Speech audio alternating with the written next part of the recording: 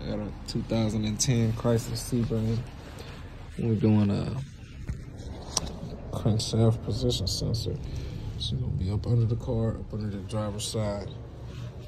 This here heat shield, it's gonna be 2 bolts, one 13mm there, 10mm there. If you get those off, it's gonna be in this cut right here. Give me 1 second, let me get this off of y'all.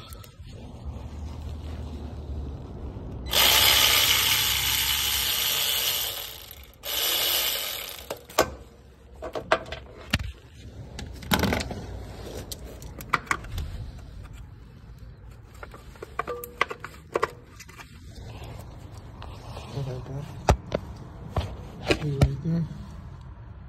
It's gonna be one bolt, one connector. I believe it's gonna be a 10mm bolt. Let me make sure for y'all.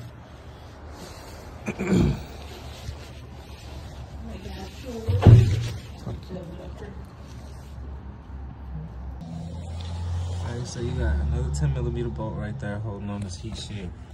Then you'll be able to get to it.